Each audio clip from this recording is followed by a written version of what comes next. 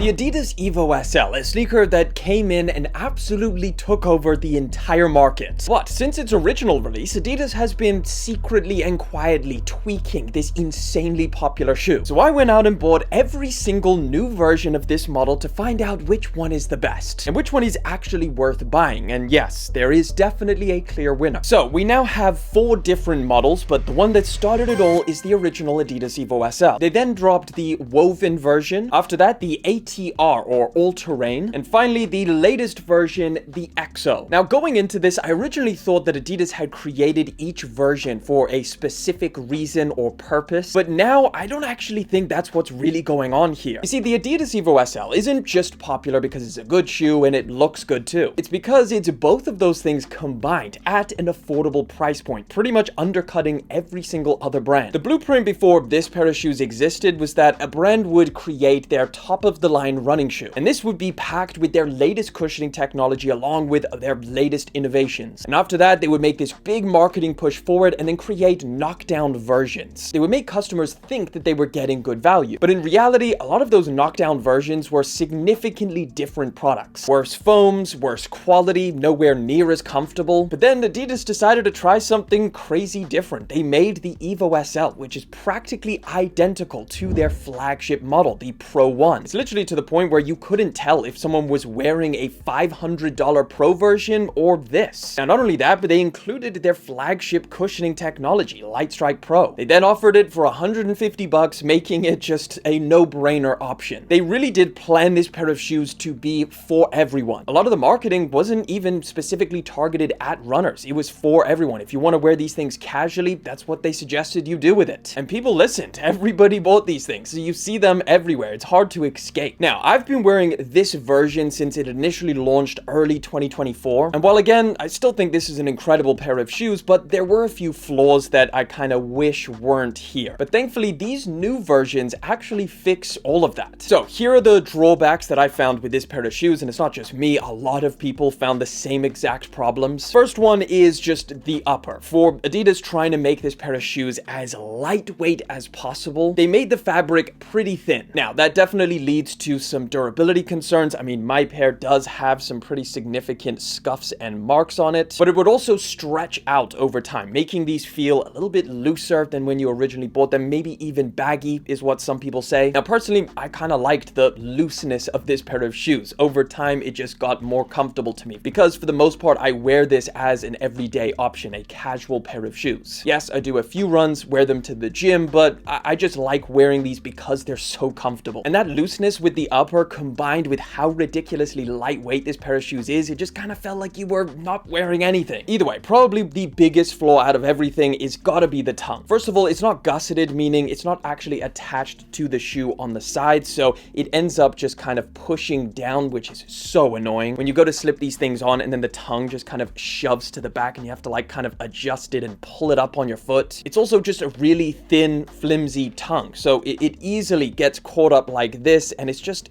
a pain. It was also pretty short, so you couldn't actually get a lot of material to pull it up as well. So yeah, just overall terrible tongue. And then another flaw was the traction or lack thereof. As you can see, there's 2 thin strips, or I guess 3 thin strips of Continental rubber, but it doesn't really have any traction. It's just kind of smooth. Now, not only does this wear down pretty quickly, but also a lot of people said that they were slipping around in it. I never really found that much of an issue, but it depends what you're using this pair of shoes for. So how did Adidas solve all of these problems? Well, they introduced the Woven version. These came next and come with an entirely new upper material. It's comprised of this multi-stretch material. That's what Adidas calls it. In reality, it's not very stretchy at all, but it definitely does give some extra support and definitely adds to the durability. Now, the weird thing is that Adidas made this upgrade so quietly that even to this day, it's very hard to know what pair of Evo SLs you're buying. If you go to Adidas's website, yes, you will see in the title, this is the Woven version. However, some other retailers don't state that, and they just call all of these the Evo SL. So unless you have a magnifying glass and you can see the little ripples and the dots in the actual material itself, you won't know you're getting the later upgraded version. Either way, another problem that they solved is they now include a gusseted tongue. Thank you, Adidas. They did this by adding a really nice material. It is super super soft and lightweight and thin and stretchy, and it just works perfectly. Not only does it actually keep the tongue kind of suspended, but it also stops it from getting pushed down. You see, when I push this, it just pops right back into place. It feels premium, it feels well made, and for most people, it's going to be a big upgrade. But other than that, it is pretty much the same shoes. You're getting the same Lightstrike Pro in the midsole, same stack height, same everything else. Yes, same outsole as well. So this is, if you didn't like the first one, you were slipping around for whatever you were doing in these, they haven't changed anything there either. I will also say it is slightly heavier just because of the added material on the upper. Now, we're literally talking like 10 grams here, so not much, and most people will not even notice it. And then next to release was the all-terrain, or the ATR version. Now, this one, you can definitely tell. There's no mistaking this on the website. If you didn't miss all of the different visual changes, they even write it on the back, unlike the woven one. Now, I will say, I originally loved the idea of this shoe. However, the more I've worn this pair of shoes, it's just become probably my least favorite out of the entire lineup. So firstly, it now comes at a $10 increase in terms of the price. So these are $160, whereas the rest of them are all $150. Now, to be fair, for that extra $10, you are getting more shoe. The outsole now comes with a much more rugged look, 1.5 millimeter lug, so you're going to get a lot more traction. It has the exact same midsole, so the same Lightstrike Pro, which is ultra soft, ultra bouncy, ultra comfortable. On top, they changed up the material significantly, so you now have a huge piece of rubber wrapping around the entire shoe, which is kind of on the bottom portion, so to add a little bit more waterproofing. And then the rest of the material feels a little bit more, I guess, rugged, less soft, and a little bit more like a ripstop type material. Now, obviously, all of this is to make it more resistant to weather outside. You want to wear this during the wet weather,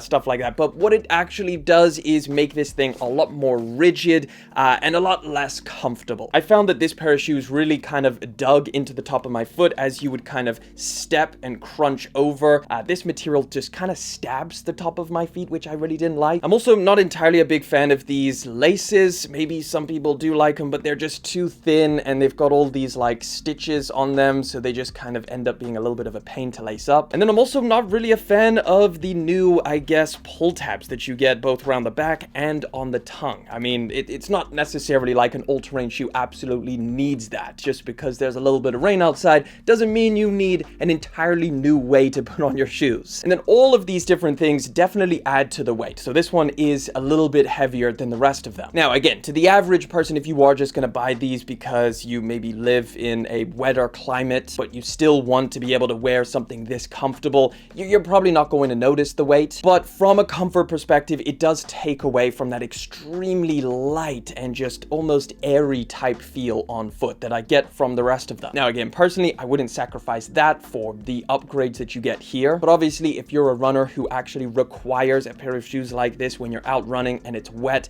and it's rainy and you don't want to slip over, then sure. But it definitely just makes this a little bit more of a niche audience who's going to be buying this. But then that brings us to the Evo SL EXO. Now, this one, you're definitely not going to mistake for the rest of the lineup. Yes, it's somewhat familiar, but the entire look, I would say this is the most visually different out of all of them. And in case maybe the visuals weren't completely obvious, they also wrote it on the back as well. It says Evo SL EXO. Now, the EXO, pretty self-explanatory. It's for exoskeleton, which I guess is what this is. It's essentially referencing this fused material that you find wrapping around the entire shoe. It looks very similar to what they did on the Adidas Uruku. In fact, I feel like it's almost identical. And yes, for the most part, this is all for just aesthetic reasons, right? It's just for the looks. But it also does add a very practical element, which is just more stability, more, I guess, lockdown in the shoe. So you don't feel like this is not going to stretch like the original did. And I love the way that they implement that into the aesthetics. Like, by far, this is now my favorite looking version out of all of the Evo SLs, especially in some of the other upcoming colorways. It looks pretty incredible. But aside from that, you also have some of the other upgrades that came with the other models. So of course, you have that gusseted tongue, same exact material on the inside, feels great. You have a slightly different lacing structure. The lace eyelets are shaped a little bit differently. You also have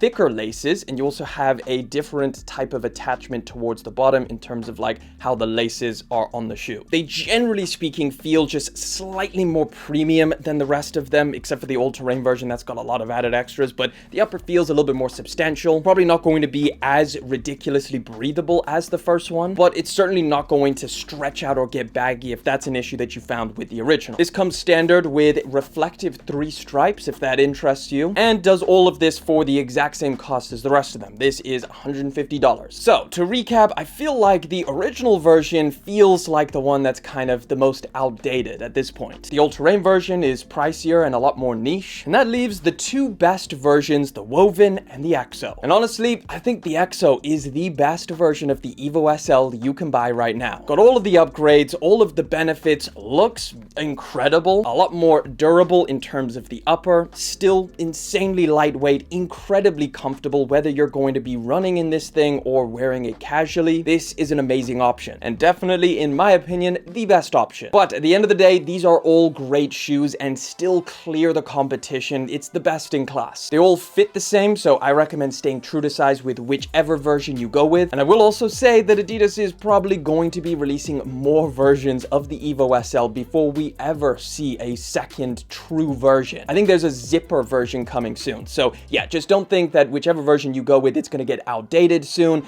These are here to stay for at least a while. But hey, let me know down in the comment section which Evo SL is your personal favorite. And as always, I'm going to leave another video in the top left-hand corner. Click on it to check it out.